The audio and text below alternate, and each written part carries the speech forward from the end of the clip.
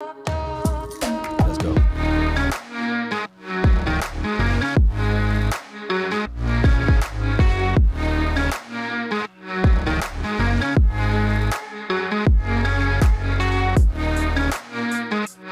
As the room fill up, be sure to hit that like button, let a friend or a neighbor know where to go when they want to tune in to Cowboys Sports Talk and beyond.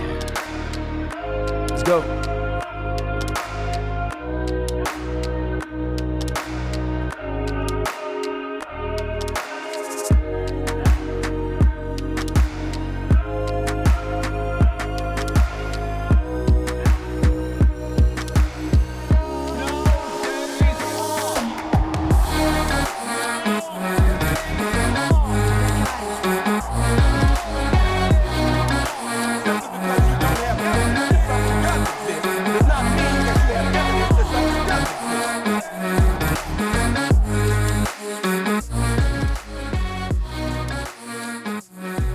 Much love to you all. Let's go.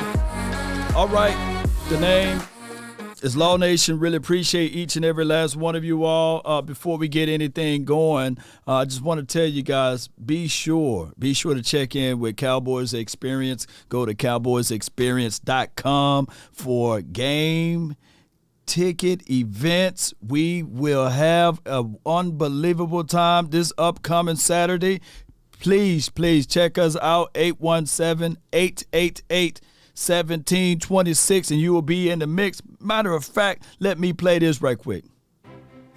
Let the Cowboys Experience introduce you to a whole new way to enjoy a Cowboys football weekend. Experience the ultimate Cowboys player and fan event at Toyota Music Factory on the Texas Lottery Plaza, making lasting memories by booking at cowboysexperience.com today. No doubt. Please book there. Come check us out this weekend. You already know. Pepsi, that's a brand name. I stand behind it. Let's get it. I guarantee it. They know that, even if they don't know me any more than they know the chairman of General Mills. Yes, indeed. So, Cowboy Nation, let's get this thing going the best way possible. All right, so first and foremost, I'm going to jump right into this conversational piece with what Jerry Jones had to say about the recap of the game. I know it's Tuesday. We start talking about Detroit and the Lions and all of that stuff on Wednesday, Thursday, Friday, and then beyond. But we have the final word tonight, so I can't wait to see y'all beautiful faces out there in the chat area. So let's go, Cowboy Nation. And before we get into this, understand that the season is not over. There shouldn't be crash and burn talk, right? We got how many more games? Shout out to you, Stephen White. Shout out to you, J.A. Lombardi. Appreciate you. Shout out to my Facebook people. We got, 11 more games? Or was it 10? 10 or 11? We got 11 more games, basically, right? We should have 11 more games. So it's a long way.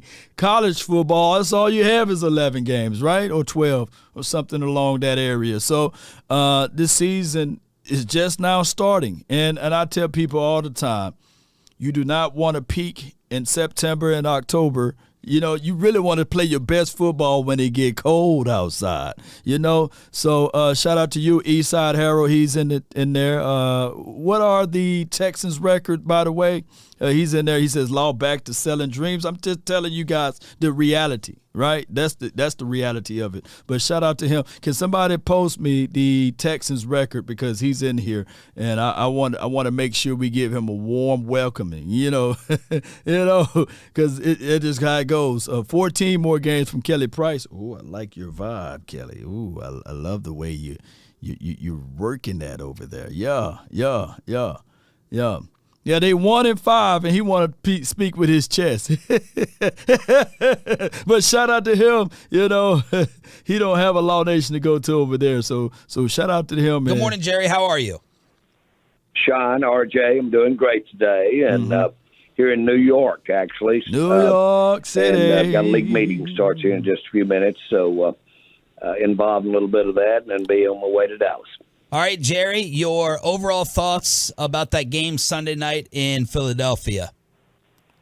Well, we all agree it was uncharacteristically for this year mistake prone. as a team on both sides of the ball, really. And we paid the price. The obvious were of course, those turnovers. Mm-hmm. We went in that ball game understanding how we had been winning with, frankly, the running game. Thought we could run on them. As it turned out, we couldn't. We did run on them. And we really put that ball in the air against a bunch that can make you pay for it in the secondary, and they did. So now, Jerry, you should be having this conversation also with Kellen Moore. He said he put the ball in the air where he shouldn't. Now, if you guys pay attention to my film analysis in my film session, it wasn't really the film session. It was just me just doing an observation look of Ezekiel Elliott run. And the next one will be Tony Pollard. I need to do a Tony Pollard observation look, too, to show you guys that the Cowboys were able to run on the Eagles. They just refused to do such. And they shot themselves in the foot. And they realized, this is how we were winning? By running the ball, playing sound defense, playing the field. You gave the Eagles a situation, an opportunity to have a short field. Let's listen to more what he had to say. I think the thing that I probably come away with is if we play our game, we've got a good chance to be in better shape throughout that game. Yeah, Jerry, we get into sports debates about moral victories. I happen to believe in them. Many people don't. And I thought that the second half of that game was a tremendous positive. How are you looking at the comeback when you guys were down 20-0? It was a madhouse there, national TV, and y'all were able to mount that comeback. First of all, I was really buoyed by the way that we executed and that we put ourselves in position to get within 3. I was surprised, and it is lingering, but you talk about a mental or moral resolve. I thought they were through moving the ball the way our defense has been playing, right? Which was just a really a little naive with the team that Philadelphia's got and the at least he honest. Way the competitiveness of the league today. But I thought they were through moving the ball. I thought we were going to stop them on their ensuing possessions, and we were going to come in there and prevail. I thought we were going to win that game after the third quarter. So with that in mind, we all saw where we can improve and the mistakes we made to keep us from that happening. We played a good team. We played a good team at their home field in a hostile environment. We played it well. We should be encouraged. All right, so he's giving the Eagles their flowers, right? He ain't trash talking the Eagles, but he's giving also us his thoughts of the game, his recap of it, that he thought that, like, at the end of the third quarter, that the Cowboys had an ultimate chance. We were down by 3 in the fourth quarter. To pull that thing all the way back within 3 was amazing. He thought that the Eagles were gassed, but they didn't have another drive in them, and the Eagles proved him wrong, right? Jalen Hurts in that final touchdown drive, I think that he developed to a degree, whereas I got to give the ball to the playmaker, A.J. Brown, right? And they also closed it out by running the ball up the middle with a draw play from him. So that was a good series for the Eagles, bad series for us, and for them to ultimately go down there to score that touchdown, it was the straw that broke the camel's back for us.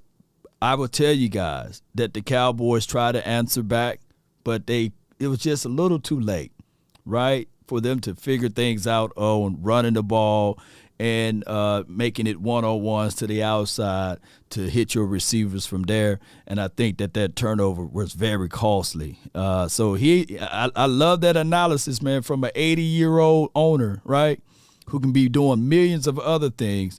But he decided to break down that particular look.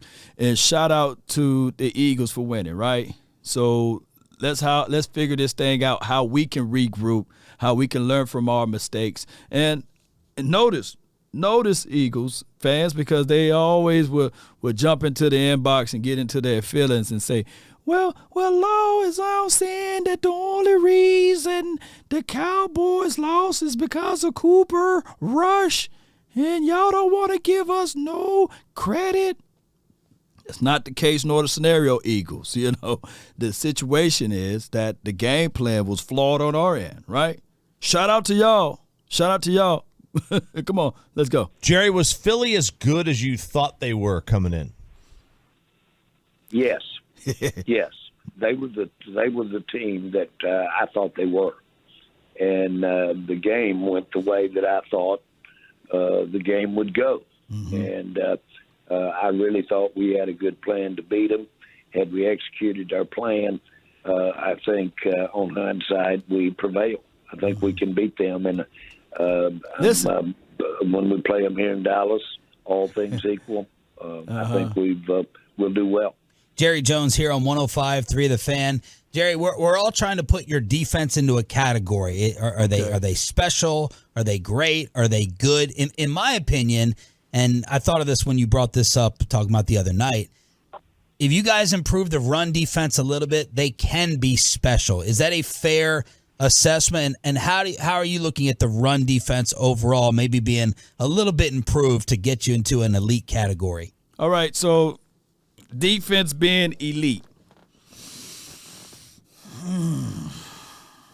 Let me talk about this. Shout out to you, Coach Marv. Appreciate you. He says, hope we talk today. I hope so as well, Coach, man. We're gonna try to get your thoughts out here soon as well. But when you talk about defense being elite or being in the conversational pool of being elite, what we can't do, Cowboy Nation, is put your defense in a compromised situation. I don't care if you are the Ravens, the 2000 Ravens or the 2001 Bucks, the 85 Bears.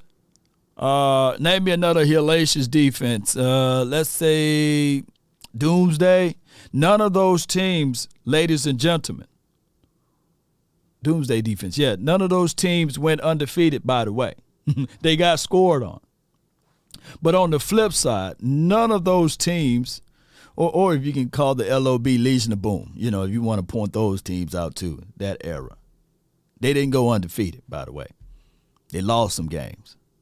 But if you go back and watch film, the 2015 Broncos, Sheldon, you know what? Out of all of those groups, we probably be closer to the 2015 Broncos, right? But right now it's 2022. Maybe we are just the 2022 Cowboys, right? Right. But I want to say this before I lose my thoughts. We can't put the defense in a compromisable situation, an uncompromisable situation. Short field. You got to play complementary football. Meaning that, hey, if it's short, 2nd and 2, 3 and 1, 4th and inches, throw the challenge flag. You know, I got so many Eagles fans talking about, Law, you are saying that the only reason the Cowboys lost in that game is because it was 4th and inches and you guys went for it, blah, blah, blah. No, I'm not saying that. Yeah, I wish the Eagle fans, you know, had deep voices, but they don't have no bass in their voices. They all sound like, Law, you don't do this, you don't say that. But here's the thing. If you're playing the field and you're trying to showcase your defense, you got to trust your defense in that capacity. When your offense can't move the ball, you need to look at this. If it's 2nd and short, go ahead and get the first down. You playing long ball, right? If it's 3rd and 3, no need to take the risk. Play action, throwing it. Look, get the first down. Run the ball. If you're thinking about this, even if it's 4 down territory, I want to see run, run, run. I want that to be the aggressions, right? And if you're on your side of the field, there's nothing wrong with using second-team All-Pro Brian Anger, right, to punt the ball, to flip the field and say, okay, yeah, you may have got a long drive out of us on the offensive side, right, and you scored. But let's see if you can do it again. Let's see if your Eagles team can march down the field for 80 more yards again or for 90 more yards, however. That is what you call playing complementary football. But don't give them boys a short field. Try not to have turnovers and give the opposition more and more opportunities. To all they need is 20 yards in their red zone area. All they need is 30 yards at most to be at red zone area. No, play the fields. Well, I look at the run defense in a way that can we be better against the run without giving up some of the pluses that we have in our pressure or some of the coverage. Now that's a little bit of a balance to give and to get, and so we've got to get there in terms of being a little tougher against the run, being a little tougher, not just the middle, but to the outside as well. That involves your secondary a lot.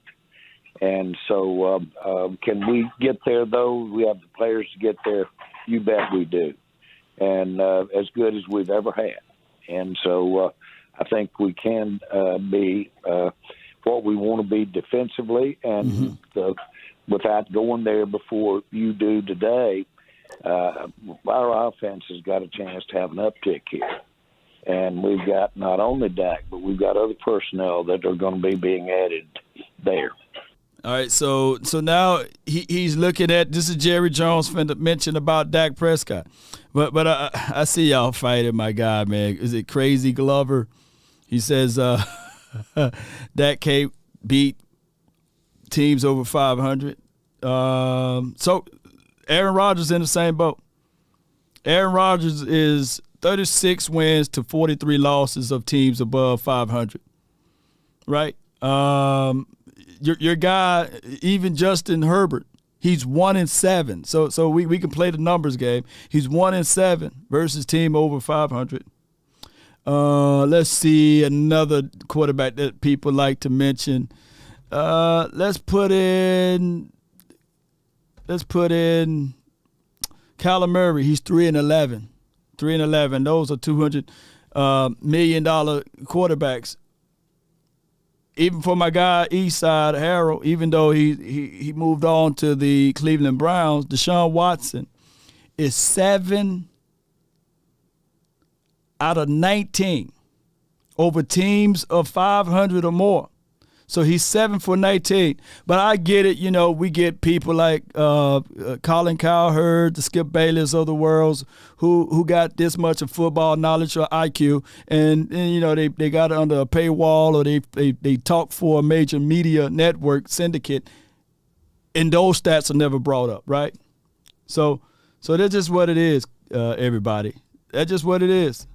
So, hey, even let's see another quarterback that everybody like to mention in this pool, Matt Ryan. He is literally 31 for 55. I think he was a big money quarterback. Okay, my guy Matt Stafford, he is actually 11 for 72. Right? So it is what it is. Shout out to those people, man. Matt Stafford, Super Bowl winner, 11 for 72. So I think that right there is a situation that people have to contextualize here and look at the full picture, not just the small picture. I know it's hard to see the picture when you are in the frame, but it is what it is. Let's listen to more of what Jerry had to say. We're going to fast forward to the 8 o'clock mark, and we're going to listen to this from here. Speak up, Jerry. He just really can put the ball placement, throw the ball, strength, spin, zip, really the whole repertoire of being able to throw that football. And I think that given what he's done as well as what he's going to do this week, then any concern that he might get out there and have because of any awkwardness or any being there out there too early, that he injures something else, pulls something else in his total motion. That's always a concern when guys are coming back. Will they compensate there and create an overcompensation someplace else? I don't think that's there. And that probably won't get much consideration. I think he's got a good chance to be out there. And you guys will assess him throwing tomorrow, or will that be today? What you do? Well, no, he's doing things. He does things every day and is under a constant assessment.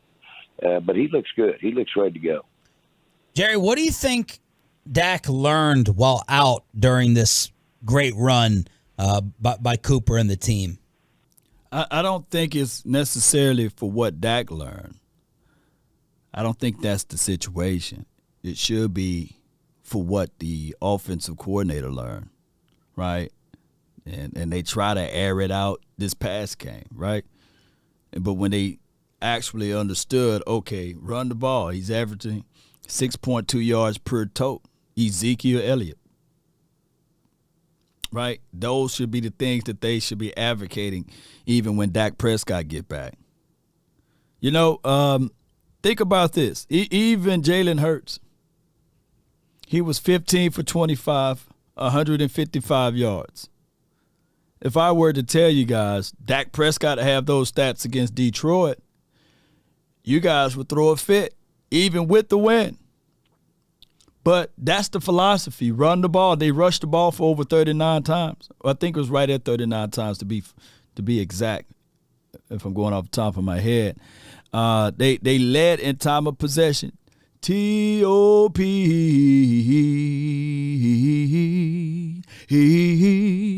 That's what they want. They had the ball for 34 minutes. They played keep away, even if you contextualize the fact that the Cowboys had Cooper Rush out there. So you got to figure out ways to make it comfortable for your quarterback, put the ball in the belly of your running back, and play sound football, meaning that's complimentary football, ladies and gentlemen, regardless of who your opponent is.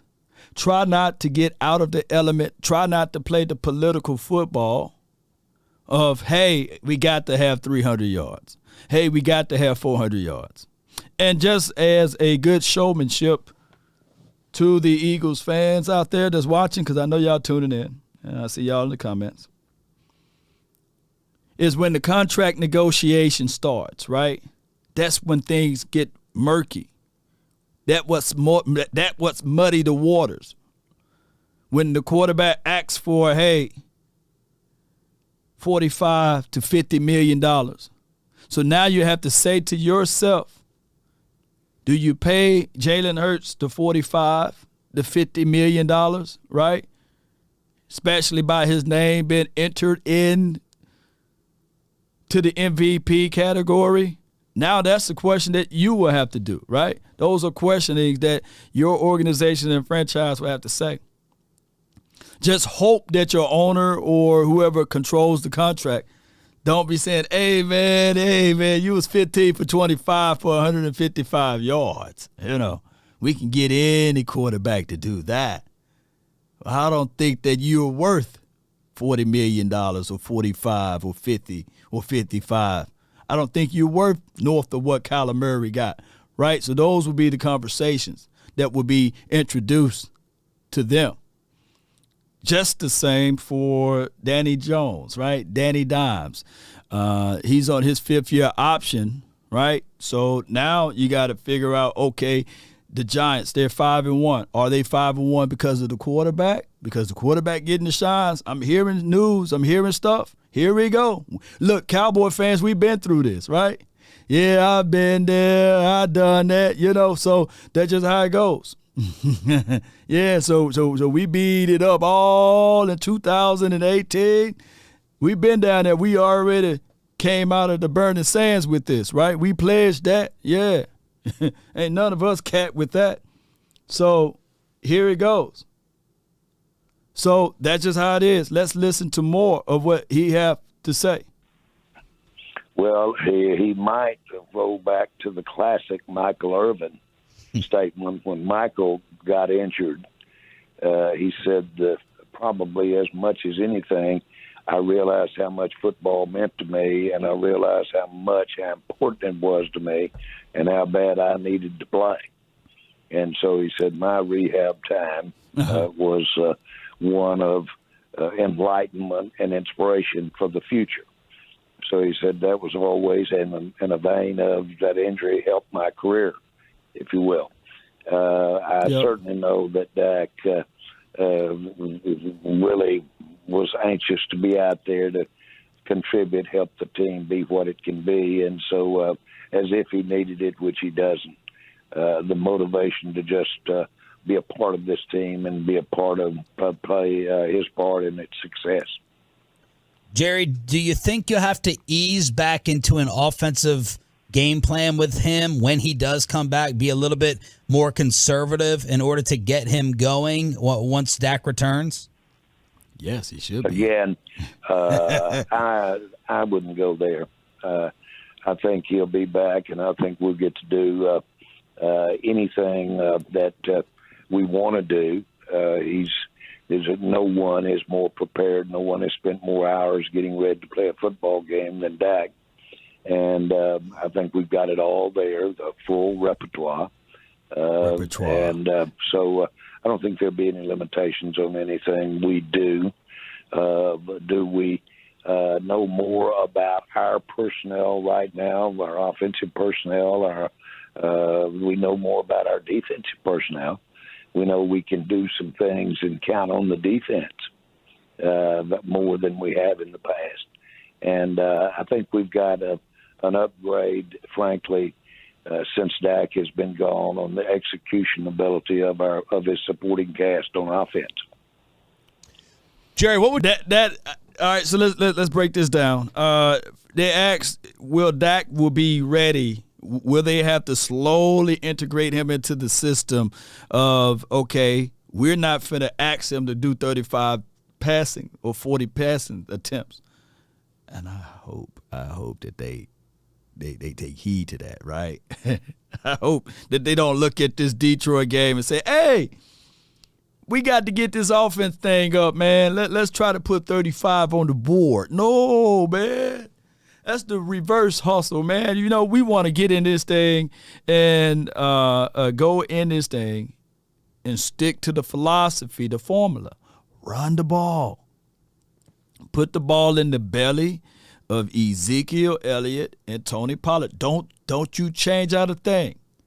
And I want Dak Prescott, his first game out there, believe it or not, like Ripley's, anywhere between, hear me out, 15 to 24 throws. That's it. 25 will be the max. To the max, right? Shout out to my guy Big Jaw. 25 will be to the max. I don't want Dak to throw over 30 attempts. I don't. Unless it's overtime and you got to air it out. And that will be the situation of how we got there because of the fact that we didn't veer it off path. But this game should be a game of Ezekiel Elliott, Tony Pollard, and look at this offensive line. Just to contextualize the Detroit Lions front, shout out to those boys up front, but no disrespect to them. But I'm quite sure that their front is not as bad in a good way like the Eagles, right? The Eagles front is really nasty, right? I'm quite sure that their front is not as bad as the Eagles, right? In a good way when I say bad, right? They're not bad, you know what? So the Cowboys should be able to run and move the rock and make it comfortable for Dak Prescott to hit the one-on-one targets, to make one or two big throws in every quarter. I would live with that, right? 15 minutes a quarter, I want to see one or two. And somehow they need to figure out a way to give this guy Kevontae Turpin the ball. What would you have said if I told you you'd be 4-2 at this point after week 1 and what happened? Would you believe that? I would have. I just can't tell you how excited I would be. Yeah, he'll be excited, Cowboy Nation. If we would have told him in the front of the season, hey, we're going to have a hiccup game 1, but we're going to be 4-2 around this time, right? We're a step behind from where we were last year because around this time last year, we was on good pace of being we were 6-1. You know, we went all the way back. Well, at this time we were 5-1, right? So we a little bit behind. But I'm looking at this defense. I think this year versus last year, our defense is way ahead of what we were at last season, right? And our biggest thing is, and let me still break down for what he said earlier. He said we're going to have more weapons than what we had week 1. I agree. I don't see a Dennis Houston running out there, right? And Dak Prescott, boy, on third down, been Michael Gallup. Shout out to the Gallups out there, right? So as time processes on the way, we're hoping to get James Washington. And if the Cowboys really, really want to have us going crazy over here in a good way, if the Cowboys do these two things, or one of these two things,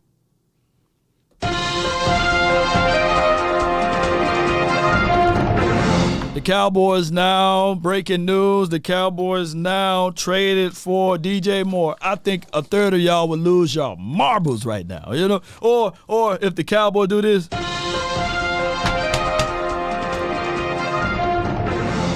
News out of Frisco, Texas. The Cowboys now traded for Roquan Smith. I think that y'all will lose y'all marbles, man.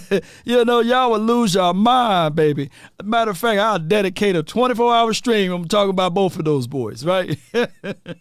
But for right now, the Cowboys, I believe they like to sit still and see what they got. They like to sit still and see what they got right now. Man, Brad says, man, don't do me like that. Laughing all. Look, that's a disclaimer. That news never happened, Oh, my goodness, man. But that would be nice right now because I think that we are – November the 1st is the trade deadline, and we are one guy away on the defense. I think we are one guy away. I love Damone Clark. I love the future to talk with him. I like what Jabril Cox bring to the table from our thoughts, right, of what he can do. But they got more strongholds and ties to Anthony Barr and LVE, right? So we can't get those boys up out of there. And Jordan Lewis, he's like wallpaper. He ain't coming off anytime soon, right? He's going to be out there, and we may not get a chance to see a Dayron Bland, right? Unless Jordan Lewis tweaks something. He pull a hammy or something like that, and then we get a chance to see a Dayron Bland. But outside of that, the Cowboys are going to stick with what they got. They ain't finna do no wholesale changing anytime soon. And a wide receiver, I like what CeeDee Lamb brings to the table. I like what Gallup is doing. And Noah Brown, he's solid, right? Remember that word, solid. Don't crucify me. Don't crucify me when I say he's solid, right? He ain't over the top expert, right? He ain't Chris Carter, shout out to my guy, Boss Cowboy, and he definitely ain't Amari Cooper, for those who said, hey, his stats are very equivalent or comparable to Amari Cooper. He's not those guys, but he is Noah Brown. I just think that the Cowboys would be better shape or be in a better view of things if we had a real threat where the opposing team said, you know what, we got a roll coverage over here, man. Oh, my gosh. Man, these guys running the ball down. We got a roll coverage. Man, what we going to do? How we going to stop this? And we are a few players away. We are. Thoughts, Michael Parsons, what are you going to do? Shut us down. I got to read more to that. MXXX. Yeah. Oh, excuses. Okay. Yeah. Every team should go undefeated, right? From your actuality, from your mindset. But let's do this. If you want to call in. Y'all want to call in? Let's see what we got. It's 2:00. We just do the call-ins right quick. Appreciate everybody for tuning in. And make it quick. Call my phone, hit my line. Only ones who down. No, don't block the man. Let him speak, man. He ain't said nothing out of the line. Don't be block happy, bots. Don't be block happy. The phone line is 657-390-7391. That's the hotline, baby, for your mind.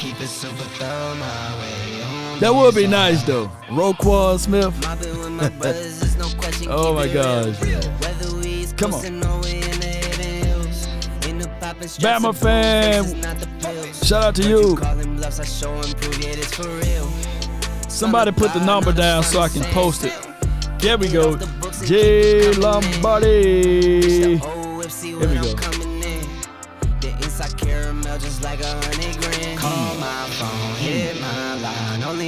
That boy coming with that beat. Sound like a mixture of a Kanye West beat. Don't it? Does it sound like a mixture of that? There are 7 participants in the Before he went crazy. All participants are muted. Please announce yourself. Rasta X, appreciate you. Changed my mind after my call yesterday. Let Dak get acclimated with these easier defense just to take it slow. Let him use his legs even. Yeah. You're right, man. Appreciate you. Rasta X, man. Appreciate you. Hey, let's kick it off with Shisha Queen to be. You live. Hey, sweetheart. What's going on with you? Talk to me. Not much. It took me until about today to get over the fact that we didn't win that game. Really? Oh, you just like me and my brother. We used to. It take us a whole week, but since I've been doing YouTube and Facebook and stuff, it take me about a couple of hours, or right then at the moment when I realized that we got a lot of football left. But I feel you though. Yeah, we have everything, all the necessary qualities to stop them, to beat them. Yeah. And our OC did not stick with the daggone game plan. Nah, he veered off of it. Yeah. He did. Yeah. And I would like to say I am very glad that Brandon and Hakeem have came to their damn senses. Yeah.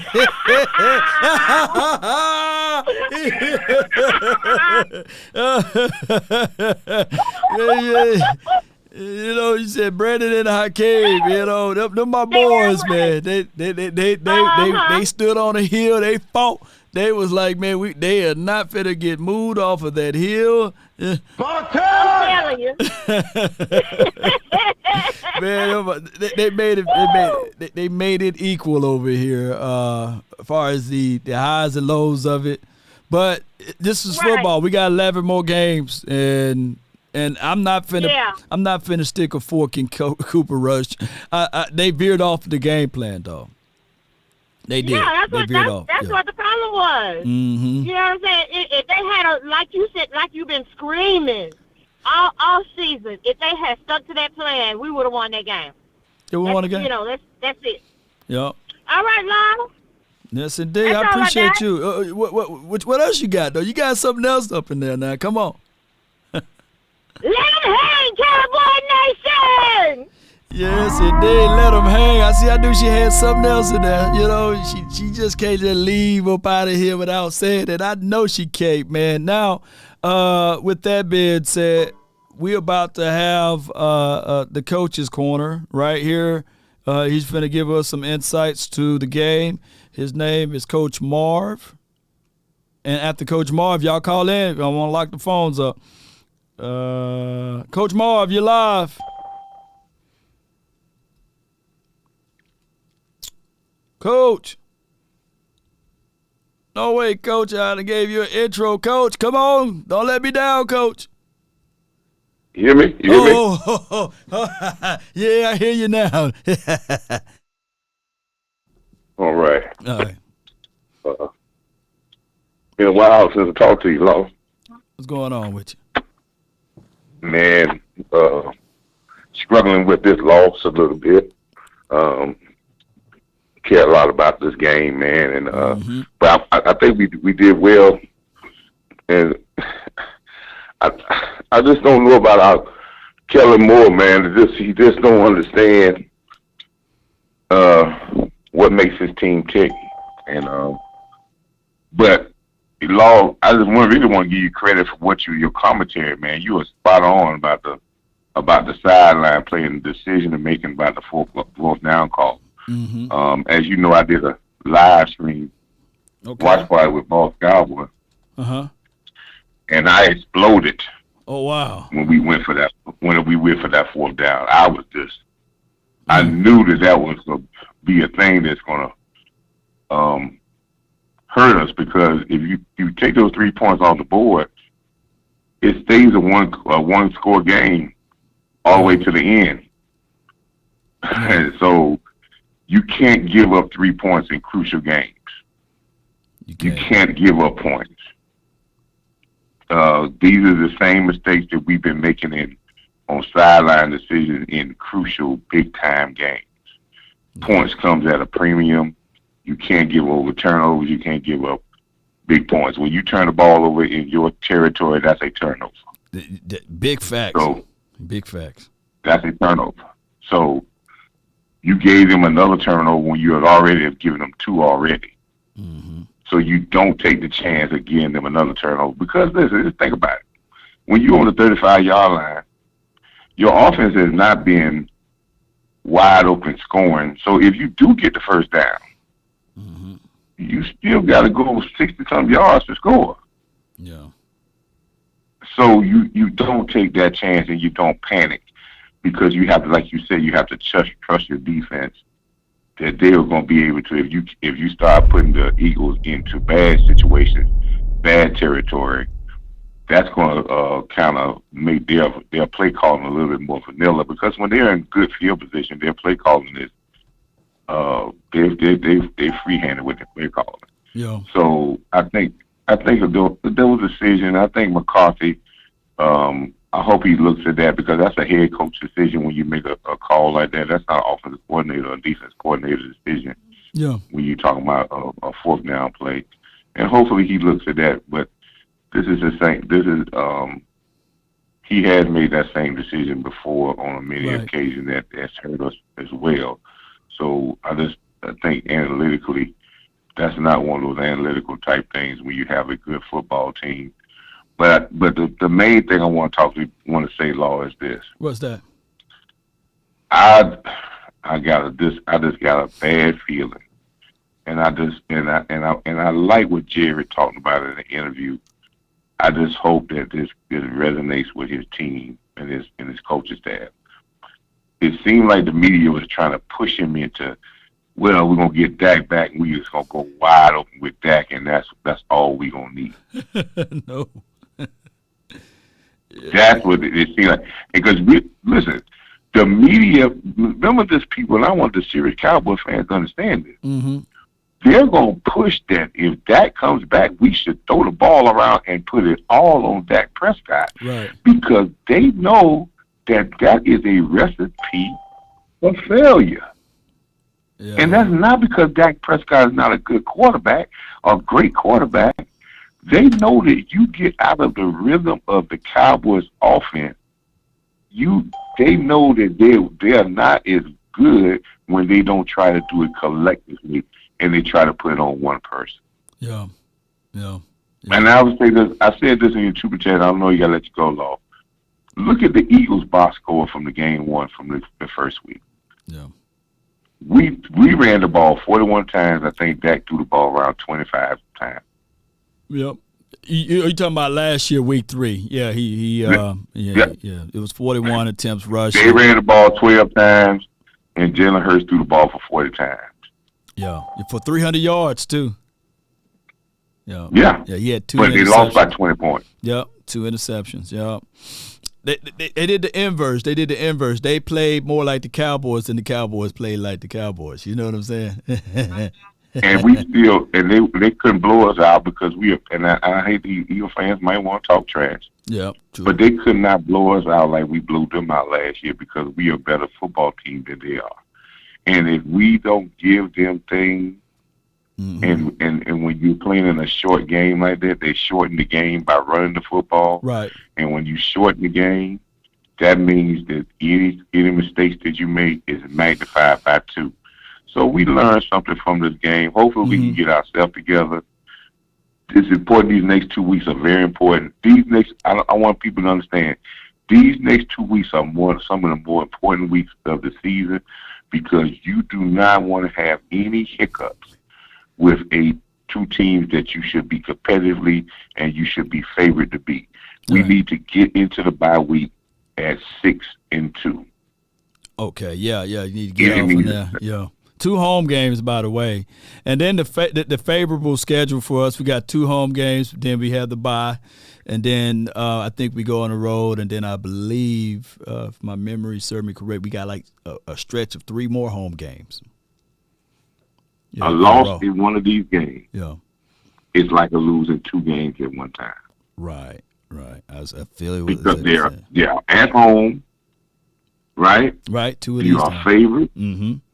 Oh Lord. Yeah. So as well as you and you coming off a loss, you cannot let your head hang on the loss of last week. You have to do what you have to do, get to the bye week 6-2, and then you recap and find out where you're at. You adjust from where you're at. You should have learned what makes you go, and then once you find out what makes you go, you be dedicated and committed to doing that. A physical presence on offense. I want the people that if you say run the ball all the time, people get crazy. Yeah. But I would say it the way it's supposed to be. A physical presence to your offense should be there constantly. And the physical presence, if we continue to keep that physical presence and let Terrence Steele do what he does when he acts like a fool like that. Oh my God. When he acts like a maniac, and you let Zach Martin and Tyler Smith really start getting into people and really laying hands on people, Dak Prescott will be well served for this, and this offense will be even better. It will be more productive. It will be consistent, and we will start then taking over the time possession.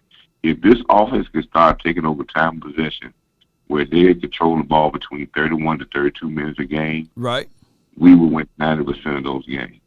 And you got to get there. That's all they got. You got to get there by holding that ball and running it. I appreciate you, Coach Marv, man, for calling in. Man, I'm gonna go back and watch that live play-by-play and see your reaction because I need to see your reaction on that. I appreciate you, Coach. All right, brother. Salute. Yes, Coach Marv, y'all. Y'all put y'all hands together for Coach Marv, and we finna lock the phone lines up. We finna lock that phone lines up now because I see we got 32 people in here. The conference has been locked. It's locked down, baby. It's locked up, and I ain't letting you in. All right, because nobody else can get in. But this is not the reality, right? But this is if the NFL were to go into the playoff next week. This would be the playoff picture, right?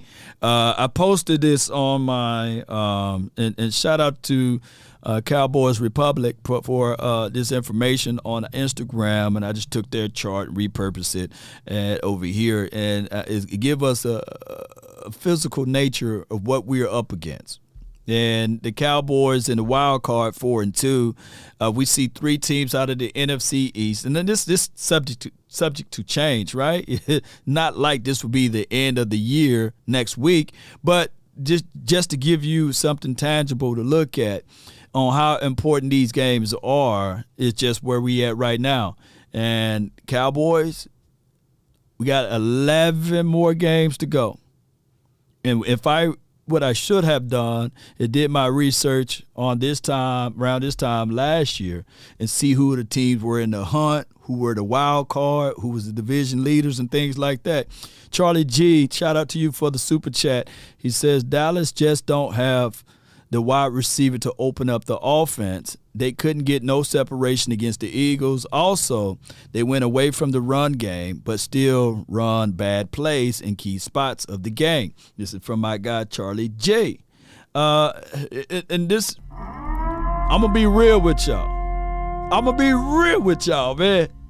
You ain't getting a lot of separation on Darius Slay. And Bradbury, by him being the number 2 cornerback, hey, he feel a lot comfortable. He feel a whole lot comfortable, right? Because he don't have all of the responsibilities on his shoulder. And one thing as a DB, you need comfort. Now, he fell and slide all over the field. I seen Gallup catch on him, made a pass on him. I seen Noah catch on him, right? And I've seen if CeeDee Lamb was able to track that ball better, the one that Cooper Rush threw that interception, the wobbly ball short, I mean, that would have been a touchdown. That would have been on Bradbury again. So I wouldn't look for that game, but they had to earn that. And the only way they earned that single high safety look, ladies and gentlemen, was because of the run. Wasn't because of anything else. All right, so let's kick these phone lines all the way going. I got my guy, Blue Chew David, baby. What's going on? What's happening? This conversation is brought to you by Blue Chew. Yes, if you're down, we're gonna keep you up. Hey, I got a couple of things. First, I want to give a shout out to Cooper Rush, and we appreciate Cooper Rush for everything he did, man. But like Soul say, back to life. Back to life. Yeah, we're back to reality now. We know we need Dak. Yeah. Right. We need Dak to, to kind of, speed up things, throw that ball around the field a little bit. Not just to throw it around, but, to get things going a little bit. Mm-hmm. I wanted to talk about that RPO with Michael Parsons. It seemed like they would have had Michael Parsons just going after Hurts the whole time and have somebody like a safety chase that receiver and have your defensive line and your linebackers worry about that dive, man. That would look like to me. I ain't no coach or nothing like that, but right. Just have Parsons just tee off on him the whole. I don't care if you keep it, if you don't keep it, whatever the case may be. You hit Hurts. You hurt Hurts until you don't want to keep that ball no more. Yeah. That's the way I see. You have a safety come down and chase that wide receiver that was crossing across the field, and have your linebackers on that dive, man. And one more thing, I'm trying to figure out when it's a big game like the San Francisco game, playoff game, Monday night game. I guys feel like they get a little nervous, or I ain't gonna say nervous, or feel like they just don't play like they should play when it's a big game, or get up for a big game, or play loose and have a good time playing out there. Right. Is that the coaching staff, or what's really going on with that? Because every time we play a big game, it seems like they get a little bit, off kilt a little bit, or if the moment is too big for them. That's just my thoughts on that. Hey, Cowboy Nation, let them hang, and all you haters, you know what to do. Keep it in your mouth. Brought to you by David, the Blue Chew sponsor. I appreciate him, man. All right, so here's the thing, though. Right now we are 0-2 when the Cowboys play at 7 o'clock. So yeah, maybe David is on to something, man. All right, I got my guy, man. There's this other law out here that I got to bring to the table. He brings some good insights to it, and it's Glenn. You're live from the 202. Hey, what's good? What's good, Law? Thanks for taking the call. Great show as always, man. You're one of my favorite, if not the favorite Cowboys content creator. You bring a lot of entertainment, insight, and you even bring the spiritual every now and then. So I really appreciate it, you. man. Thank you so much for it. So you're right on point regarding, I was listening to the snippet of Jerry's interview. I guess the question whether Dak learned anything. Mm-hmm. I do agree with you. I think the primary standpoint of learning had to be the coaching staff, mm-hmm. because it seemed like for so long Kellen Moore was so anxious to be the next hot guru, mm-hmm. that his coaching and his quote-unquote philosophy was completely divorced from the personnel. Right. In other words, we don't have the firepower that we had last year, so you're not going to just go out there, line up, and blow everybody out. Mm-hmm. Now, I think you knew that in the offseason. I knew that in the offseason. Right. But when we got to the regular season, it seems like he didn't get the memo. And so mm-hmm.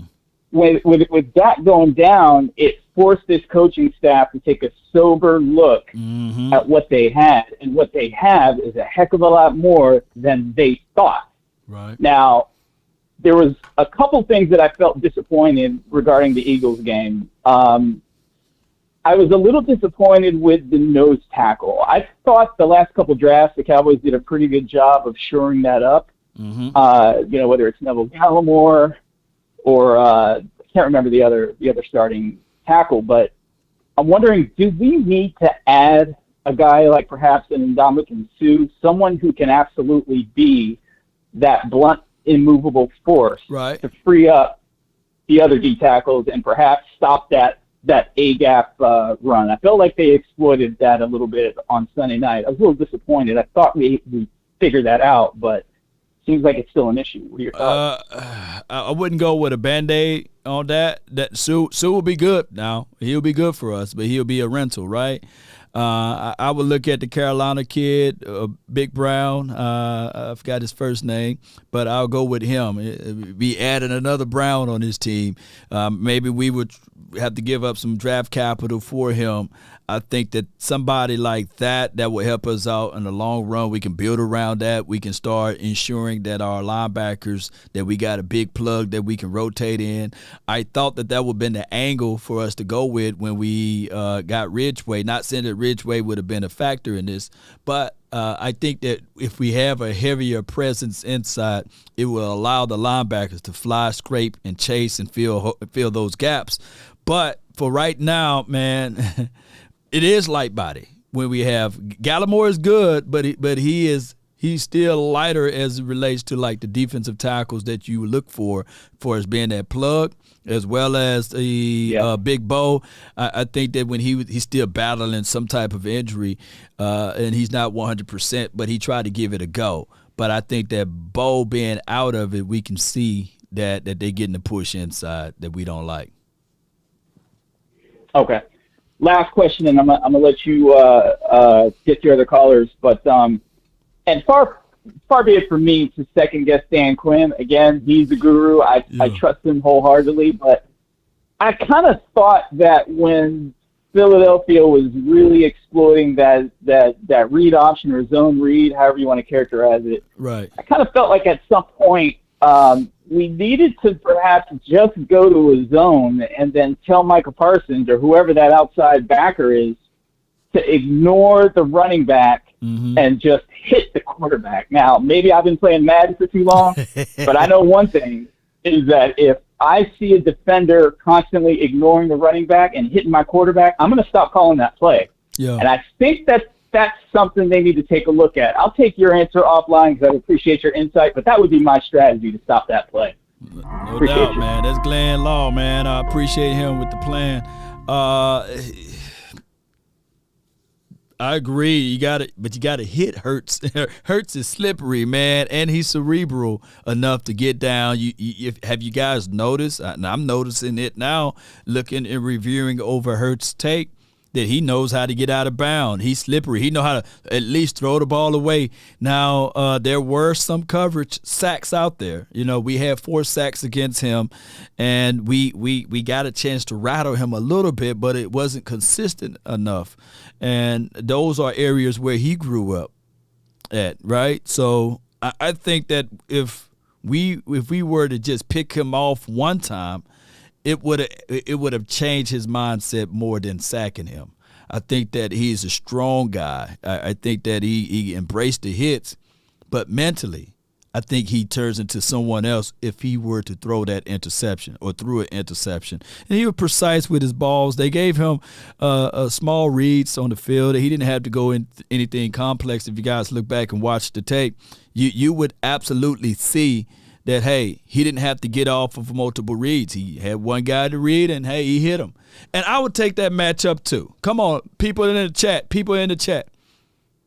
A.J. Brown versus Anthony Brown. Would you take that matchup? I need to know. And they called us a few times. Jordan Lewis on Dallas Goddard, right? And the other guy stole. So would you go with that matchup too, right? I mean, I would take those matches. Football is about matches. And their offseason acquisition, A.J. Brown, paid for them. They collected a check. I think that A.J. Brown is a difference maker. He was a difference maker of at least 10 points or 13 points, give or take. He was. As somebody said, I'll take that matchup every time. It's a whole world of difference of A.J. Brown versus who they had last year, Jalen Reagor, right? Jalen Reagor is not making those extra plays out there, ladies and gentlemen. So, of course, if it is what it is, 6-0 Eagles right now, they finally beat the Cowboys. I think that will put Jalen Hurts, 1-2 or 1-3 against the Cowboys all time, or 1-2, whatever that record is. I think it'll be 1-2, right? Right, because he lost 2 times or 3 times. I don't know his record, but it's well worth $100 million, right? It's well worth $100 million. Let me know if it's not worth $100 million to get A.J. Brown for the Eagles now, all right? All right, next caller I have from the VIP Lounge, my guy, my brother from another mother, from the 860, you're live. Law is VIP, baby. Law, yes, indeed, man. Law, you know my motto ain't a killer, but don't push me. Yo. Law, I don't want our OC. See, what happens with our OC is, I know everybody like to come down, but you guys got to remember, I keep telling you guys, he's a virgin. So once he gets overexcited. You know what I mean? And first, if you go back and, Lord, I watched the game for the 4th time because I just love pain, I guess, Lord. I studied 2 things I got out of the tape that I have to, maybe we have to as Cowboy Nations admit. They put Micah on an island because they knew Micah was hurt. He was not at top speed. Right. Micah did. If you watch the tapes again, Micah did not want to run full speed when he was in the open field. That's why he was so upset that guy beat him. And he kind of ruined and got that personal foul because he know that's not him. Right. You're right. So them catching Micah on one leg, I'm not worried about the Eagles. They don't scare me because even with Micah on one leg and with Cooper Rush feeling the nervousness for the first time, and I told you this, he's never played nervous. Now you have an OC nervous with his game plan, and our quarterback was nervous because he was pressing. That was the first time he ever had to press like that. Yep. So I'm not. It was more or less of the game plan than it was I blame Rush. You know what I mean? Yeah, it was similar, man. Week before last, right? We played the L.A. Rams. We had scooping scores. 9 points were brought to you by the defense, right? Right. In a short field. So if you add 9 to what we had this last game, the game is tied, right? Or the game is closer. The game is actually closer than what it is. But the difference is between Jalen Hurts and Stafford is that Stafford, he's a statue. Jalen Hurts can move and they can figure out ways to get outside. So even though he was 15 for 25 for 155 yards, that scramble 155. 155. And they act like they lit us up. Him and Tom Brady failed to get over 250 yards on our defense. Both of our L's. Right. And people act like the world is falling apart because we had those 2 losses. I have total confidence in DQ to figure out that run pass option. Like the last caller said, I don't care what, blow the quarterback up. Yeah. You blow that quarterback up enough, he's gonna go to the OC like, nah, bro, I don't want to run this no more. Let's do something else. Come on, man. Because that's what you got to do. Yep, and let me say this. Let me say this too. So if they wanted like a de-measuring contest on the offensive line, our offensive line gave up 0 sacks, right? Their vaunted offensive line gave up 4, right? With a mobile quarterback, with their starting quarterback. So the comparisons analysis of the Eagles front versus the Cowboys front, we can all see that the Cowboys front is a little bit more spicier. Now, as far as the secondary, forcing the interceptions and stuff, those were all reads from Cooper where the ball shouldn't have went. Right. Shouldn't have went. Right. He threw in the sea of Eagles guys. He got to eat the sack. There was three guys in the first one, but something else I want to change the narrative. Like, I know everybody was so scared of these dudes. Yo, Zeke was running the ball 5 yards a clip. If we had stuck with that through the first series on, he would have had 100 yards. Yeah, his first 100 yards this year. Right. But they veered off of it. Like you said, the offensive coordinator, maybe he is that virgin, you know. I'm telling you. We're going to have to, look, Jerry, get that boy some glory hole. Get our OC some glory hole, please. Hey, man, I appreciate you for calling in, man. Let me get $100,000 in next, man. But let me hear you say it before you roll. You already know, Law. How about them Cowboys? I ain't a killer, but don't push me, Law. Yes, indeed. And revenge is like the sweetest joy next to what Kellen Moore need to go get, baby. Come on, man. I got my guy, not $50,000, not $40,000, but the man with the plan of $100,000. You're live, baby. Come with me. Hail Mary.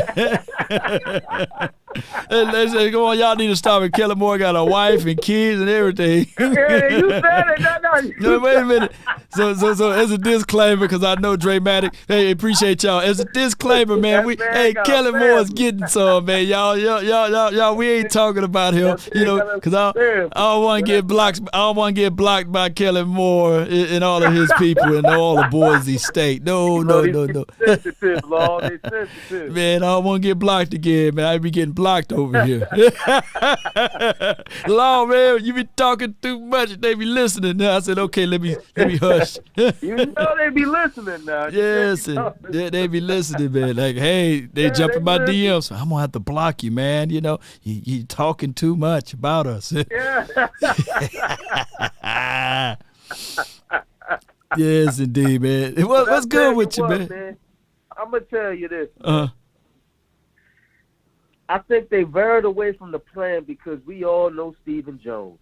Stephen Jones said, let's see if this boy could throw. Because if this boy could throw and this boy could win games, we could save some money by cutting that. You don't think that conversation took place? No, man. Dak contract brings a real problem. Yeah, so that I understand. I get that. But they would have been like, all right, we're hurt right now, but the overall money we'll save. That's how people don't think. Hey, so I feel you, though. I feel you with that. You know, put it like this, and I'm gonna make some people mad. You ready? Mm-hmm. I don't blame them.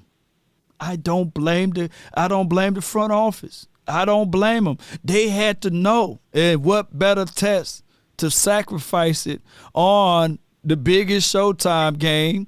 It's Sunday Night Football prime time, and we had people out there saying that, hey, he's the second coming of Joe Montana, Dan Marino. Look, I had people all in my chat box saying that, hey, Cooper Rush reminded them more of Troy Aikman than any of the quarterbacks that the Cowboys ever suited up since Troy. I had paragraphs and pages of saying that, hey, this dude is. He just good. He got it. Skip Bayless, he was talking about, hey, this guy's special, right? And a whole third of other 4-ladder and 3-ladder network people. So I don't blame them for saying, okay, listening into them, because they listen to those people. They listen to the media, and they listen to some of the people out there, and they said, okay, let's see what it would look like if we be aggressive with the pass. Yeah. Yeah, and we got exactly what they got the answer to the test, right? They got the answer to the test. Yeah. They got the answer to the test. Oh yeah, Kurt Warner, Cooper Warner, yeah. Yeah. So they listen. Jimmy G did it. So do we have our own version of Jimmy G? Jimmy G. Come on, Jimmy G can't throw a lick now. He can't.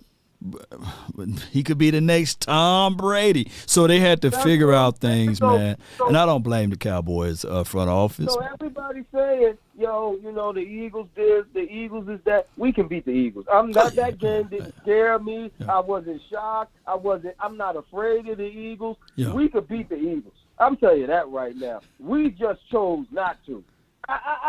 Because we wanted to see. We wanted to see. We needed to see though. Look. Let's be real with everybody. They needed to see. Right.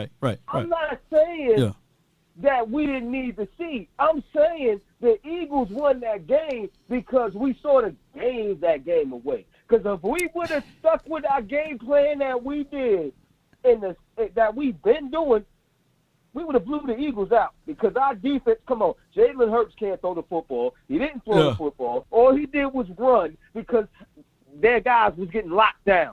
Oh, yeah. Because if Jalen Hurts could have threw that football, why we ain't get blown out? Yeah, why they wide receivers ain't put up 100 yards apiece? It should have been, according to them, it should have been 41-21. Them, just like what we did to them, right? It didn't happen. It didn't happen. It wasn't happening, man. But you give a team a short field, and I want the Eagles fans to know these are not excuses. We are not complaining. We are explaining. Right? We explaining. You won. You won, but the war ain't over. The war ain't over. I don't want to hear no Brunson. We argue back and forth in the DM. Brunson, listen here. No excuses. Brunson, my guy, man. Him, Philly, Mike, all of those boys. They cool. We argue back and forth on these Instagram DMs. You know what I'm saying? Oh, he on IG like that? No. We go back and forth in the DM, Lord. You know what I'm saying? Yeah. Listen. I said they won. Salute, victory, y'all won. Ain't no excuses over here. None. We lost. Yeah. Y'all ain't beat us with that yet, but we lost. They done already led me with that. They took that one away from me. They said, watch the Cowboy fans gonna say if we couldn't beat them without Dak. I said, God no, they took it away from me. Right, I was about to type it in there, and I said, "Damn, these dudes and beat me to the punch." I was about to say, "Man, wait till Dak get back." Man, they done created a picture talking about. They all created a picture where they got all the Eagles contract creators around in the circle, and they got, we looking to see if y'all still them boys. So, you know what I'm saying? Like really? Y'all act like y'all swept us like we did y'all last year. Who they played next? Came with all this stuff. If y'all would have swept us and y'all did all this stuff, I wouldn't say nothing. Just take our 2 L's and keep it moving. We couldn't beat y'all for the whole year. But it's just one game. Just one game, man. It's a Super Bowl for them. Who the Eagles play next week? I need to know, man. I need to know who they play next week. I don't know who they on the bye, man. They on the bye? Damn. They get to celebrate for 2 weeks. God, no way. They on the bye for real? Come on, let me check this schedule out, man. No way. They on the bye? No way. They get to celebrate for 2 weeks. No, they. I don't want to hear no excuses come Christmas. Oh, no. They got to play next week, man. They play. I thought they was on a bye. Who they play, man? I'm looking at this. They may be on a bye. Them doggone dudes on a bye. I got to listen to this stuff for 2 weeks. Oh, my God. That was a good win for them then, man. I didn't know. Oh, my gosh, boy. They may go to Cabo. They go. I know what the Eagles going to do before I let you go. You know what they going to do? They going to drive up to Detroit. They going to be in the fans. They're gonna come to Detroit. They don't come down here to Dallas. I'm here to say they come into Dallas, and they're gonna be. That's exactly what they're gonna do. They gonna hope that they get an L, man. They rooting for. They got on Detroit Lions gears. The Eagles gonna come metamorph into a Detroit Lion fan. They gonna be talking about fly Eagles fly out there. They're gonna have We Want Dallas in Detroit. Yeah. Whether it's a home game, and they're gonna come all the way down here. They're gonna be talking all of that stuff. And then if we win, like if we win, of course, you know, they're gonna be like, well, we put 38 points. Y'all couldn't do this, you know. Exactly. Oh my gosh, man! I appreciate you for calling in, 100. Appreciate you, man. Man. Oh my goodness, man. Oh my gosh. So I got Rasta, then I got my guy Brandon and MJ. Those are the next 3. So Rasta, man, you live from the 757, man. Brother Love. What's good with you, brother? Hold on. Well, had me at work, man. I just real quick, man. I'm really proud of the defense. I know we rely on them, and we can use them as a major part of the game plan. Mm-hmm. But I don't want to abuse and disrespect the defense by not taking the necessary moves on offense. McCarthy not going for it on that 4th or whatever that was supposed to be. I think we've had a lot of chances this season for the offense to recognize what we put on the defense, what they mean to us so far by doing what they're supposed to do. Mm-hmm. And I just hope that it's some kind of that cohesion in the locker room, and that's just something that I kind of worry about, relying on giving the ball away, and then our defense is stellar. Our defense is stellar, and then when we give up more than half of the possession of the game, and they're like, "Oh, look at the defense now, we're crumbling." Like, no. It shouldn't be like that. It shouldn't be like that. And I get it, right? People going to look at the box score and say, hey, on this big defense that everybody been talking about, the Eagles put up 26, right? But that's not the full analysis of what this team did, right? Just like you can't compare quarterbacks without looking at receivers and offensive line. I said, it's 11 people on one side of the ball, this, that, and the third. But, yeah, man, I know it took a long time for us to put some respect on the defense, but I think the team offense got to play with some more respect regarding the defense. Right. Well, let me get back to work, man. All right, man. Appreciate you, man. Peace.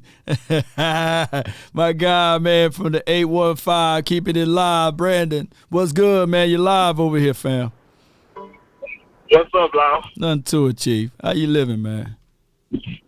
Man, I'm good, man. I'm on my way to work. I want to tell the Queen, with all due respect, I hear you. With all due respect, Miss Queen, I hear you. I would never Yeah. But I do want the Queen to hear this.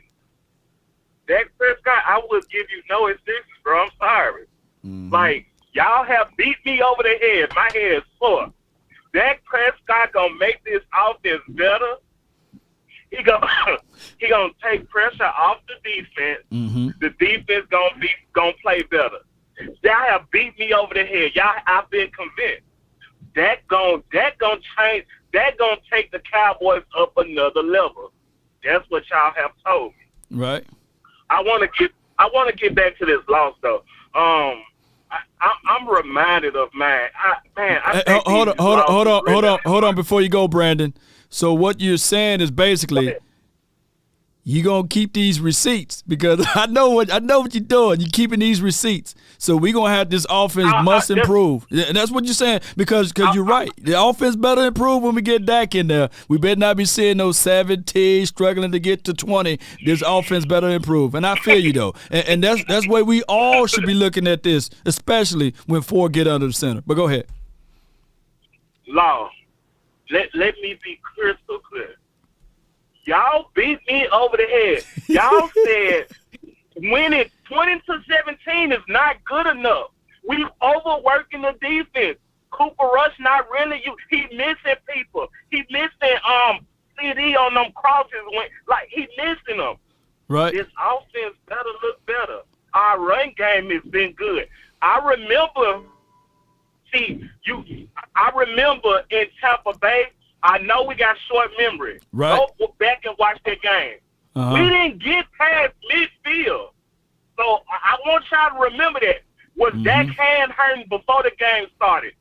I'm going to ask that question. No. Yeah, we didn't get past midfield. So, again, Dak, we got 2 winnable games. You better win. I don't know it's this. I think we got to find a way to shore up this run game. To me, I'm not saying we got bad D tackles. I just feel like they more pass rush guys. Like, we need somebody that's going to anchor the,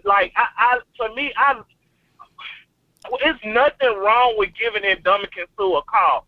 What you were saying about a long-term, maybe get somebody from the Panthers, we're not going to give up draft picks, bro. I know, right? We don't do this. So I'm not saying I believe that's a great move, but we're not gonna do it. Right, and here's the flip side of it. I don't think that we're gonna bring in a guy who didn't have training camp, right, and insert him in because I look at the way Dan Quinn put his hands on players, and he got some type of an emotional relationship with these guys that he want them to succeed, and I think it'll be hard pressed for us to bring in an outsider, right, who didn't have training camp and insert him in on his team and to bench either Navarre Gallimore or Quentin Bohanna or Tristan Hill or who else I'm missing out? Osa. You know, I want to say that, but I say the only way you can sell it to Quinn and this front office if you bring in somebody that's going to be long-term versus short. That's my only thoughts on this. But I agree. Bring in somebody who been here before, who been in the game before like this, and that would be Sue. So we agree. Yeah, we agree. But I'm just trying to, No. I agree with everything you said. You're totally right. Again. I know you got a long line. I'm going to let you get to your other calls, but I want people to I remember what y'all said about Cooper Rush. I know what y'all said. Dak's going to make this offense. Okay. Law Nation, I know you sit down, but stand up. How about those Cowboys? Dak Prescott don't watch it. Yes, indeed, man. Look, y'all got me in the Lions Den with my boy Brandon. I'm telling y'all, he going to hold Dak Prescott accountable, which we all should, right? But him and Hakeem, I know he didn't get a chance to call in today, but these are 2 winnable games, right?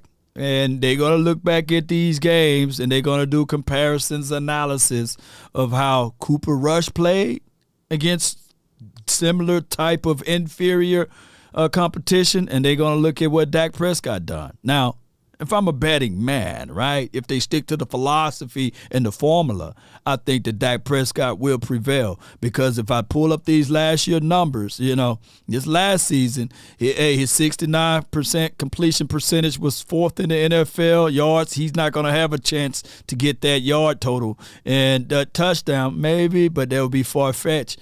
But passer rating, those 3 categories, touchdown, passer rating, and completion percentage, those will be the things that he will bring to the table. Flat out he should, regardless of it. And for those who say, hey, man, he's a high turnover guy, no, never in his career he's been a high turnover guy. He only had 10 turnovers last season. What if I told you guys this, and this is off the top of my head, he had 10 turnovers. 6 out of the 10 interceptions that he threw went in the direction of CeeDee Lamb. And out of the 6 passes, 4 out of the 6 literally touched CeeDee Lamb's hand and was hit in the air, and someone else picked it off. So CeeDee Lamb, hold on to the ball, catch the ball. All right, I got a meeting at 3 o'clock, guys, so let's make these phone calls short. Let's get it from the 206. You're live. It's MJ. What up, Law? This is MJ. What up, Law Nation, the crew? Hey, the only thing I got to say, like we said, you guys just got to touch up on that defense. I saw Dan Quinn talk about it today. He was pissed off, so that's good. Cowboy fans, he going to be on them D tackles. And just keep Dak like he was in 2016, and I think we could be on our way to beating the stuff out of teams. How about them Cowboys? Let's go. Let's go. Let's get it, man. Appreciate you. He's right, man. I love an angry and frustrated defensive coordinator, man. So he should look back at this and say, all right, we got to do better. And I don't think that Jared Goff can run around like Jalen Hurts. So let's bring the pain to Jalen. About to say Jalen Goff or Jared Goff. Well, his mama should have named him Jalen, right? Jalen is a better name than Jared, right? No offense to the Jareds. I take that back. All names are good names. Hey, that's right, Mike, man. Appreciate you. You're live. Mike. All I need is one mic. One mic. What's good, man? Talk to me, man. Ain't nothing much, man. What you got, man? Man, I ain't really worried about the daggone Eagles, bro. I ain't really worried about the Eagles. They didn't dominate us like we dominated them. And I kind of get my pulse of the team just by listening to Michael Parsons. Right. It seems like he's gonna clean up a lot of stuff. You know what I'm saying? It seems like he's gonna clean up a lot of stuff for the next game. Yeah, he will. A few things I took away from that joint. Our O-line did not do bad. They didn't. They held up, I felt like they held up. Just by I don't even know any sack stats or anything like that. It just looked like they held up. Yep. We weren't getting, destroyed. Zeke was running. We got pushed, man. I like 73. I like the push that we got from Zach Martin when they pulled him. I like the way we run the ball, man, or ran the ball. I just think that we needed to run the ball more or establish. I seen somebody that was typing in identity. We need to establish the identity first and then set the tone. Just don't be out there just without a plan, right? Establish the identity of running the ball first and then go with your play actions and everything else. Right. And last but not least, man, they beat their stat daddy, but they real daddy coming back next time they see us, man. Dak Prescott will be back. They do have to play us again. Right. They only beat us by 9 points. They can talk. They got their little win this week. They got their little win. Congratulations. Go ahead and give them a cookie, yo. But yeah, go ahead. Y'all got it. Y'all got it. But it's October, and just like you've been saying all off season long, you don't want to peak in October, and they're looking real good right now. No doubt, man. For 2 weeks, we got to hear it, man. But I appreciate you, Mike. Appreciate you. For 2 weeks, man. I didn't know that game meant a lot, man. Them boys they beat us, and then they go on a bye week. Oh, my gosh, man. From the 907, you're live. Man, what's up with it, love? Nothing much, Chief. Talk to me, man. Hey, man. Hey, look, so I was at that game, right? Oh, wow. And shout out to Tyree Horn, man. I had met him down there. We was in Section M13 holding it down. Oh, wow. So I did want to point out a couple things, man. You know, I don't watch games in person all the time, but I was able to get a chance to. I wouldn't put it all on Kellen. I'd be hard on Kellen. I didn't advocate for Kellen, you know what I mean, to get up out of there. Rush looked nervous as hell at the beginning of this game. It kind of just, snowballed effect down there. Somebody had brought up the first interception. He threw it into triple coverage. Oh, my God. I think, there was other guys open. That CeeDee Lamb interception, had he had just put that ball up already, CeeDee Lamb had already burnt that corner. Yep. He had two dudes open. I had, bird's eye view. Another thing, man. I mean, you was there. Like that coverage is what most veteran quarterbacks or quarterbacks played in the league, they relish that, the single high safety, right? And all you got to do, you trust your guy one-on-one to the outside. I don't care even if it's prime. You trust your guys. Those are the guys you pass to in practice. So, right. Well, I'll take it back a little bit on prime, though. so the same kind of thing I felt was happening with Dak, with holding the ball a little bit too long on a couple of those passes. He did the same thing. You know what I mean? So, hey, I appreciate what he did for us. He got us to 4-2. Like the other caller was saying, the Eagles was up in there celebrating like it was a Super Bowl. We still are. Hey, if I'm not mistaken, we still the reigning, defending, undisputed NFC East champion until we get dethroned. Right. What's that? Man, I had short fields killed us. You know what I mean? Short field, it did. Yep. Yeah. The 3rd and 14 with Dan Quinn, knowing that. Everybody knows in that building. Everybody who was watching knew Jalen's a mobile quarterback. There was like a lapse in thinking there. Why didn't we put a spy out there? He picked up 10, which made it a shorter field for them to go for it. Right. And that kind of broke our back. You know what I mean? Yeah. We had guys in there saying they were thankful. Eagle fans were thankful we didn't run the ball. I heard it out of their mouth. You was there, man. Saying, thank God these guys did not run the ball. They were nervous as hell. That whole section was nervous as hell when we started coming back. We fell short, but man, I was down just like the first caller.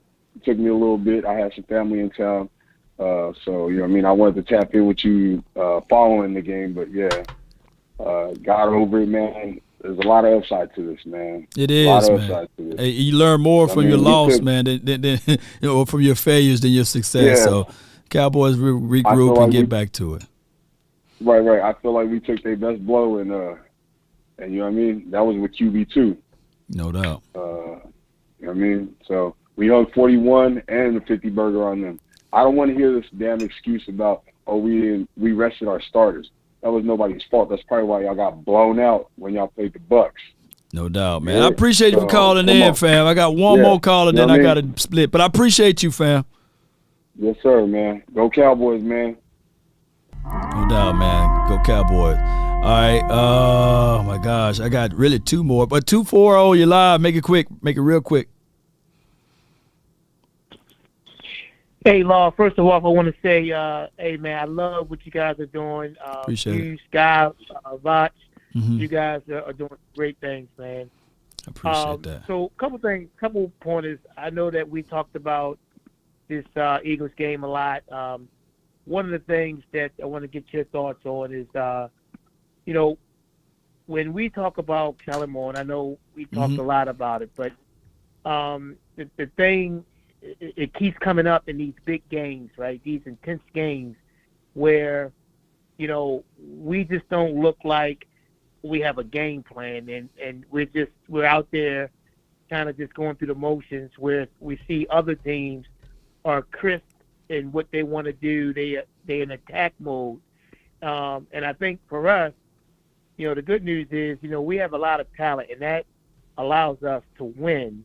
Right. But I just feel like until that coaching piece, we see it on the defensive end where we're ready, but until offensively we be able to get these guys in winning situations, it's going to always be a disappointment when it comes to the big games out there. I want your thoughts. No doubt, man. Great point. We got to get these boys ready to play, especially on prime games. The coaching got to have that level of us seeing tangible that these guys are. Let me try to put it in the best words. Confident, right? We need to see confident levels on both sides of the ball. Not saying that the Cowboys was hit with that they wasn't leveled up to this game or being comfortable with this game, but we got to have the one, identity being established, two, a mindset that, hey, this is what we do. We don't need any trick plays. We don't need any plays out of the norm. Like, you ran down there, you did a play, you got 8 yards, and then on second down, you went in shotgun, you try to do a pass, right? That's not establishing the tone or setting the identity. If you look at it from a perspective, it appears that you're trying to be finesse. No, you ran the ball, you got 8 yards, run it again. Run it until they stop it. That would have been setting the tone. And I'm talking about the opening drive and the opening series. I appreciate everybody for tuning in. I got a roll, I got a split. But Chris, 214, I promise you the next time you call in, I'll figure out a way to get you in and skip past or jump past all of the other people, man. I appreciate you. Goodbye. You've been holding it down, but I got to bounce like a basketball. Ladies and gentlemen, my name is Law Nation. Be sure to hit that like button, share this content, let a friend or a neighbor know where to go when they want to tune in to Cowboys Sports Talk and beyond. Peace. I'm up out, baby. Let's go. Salute.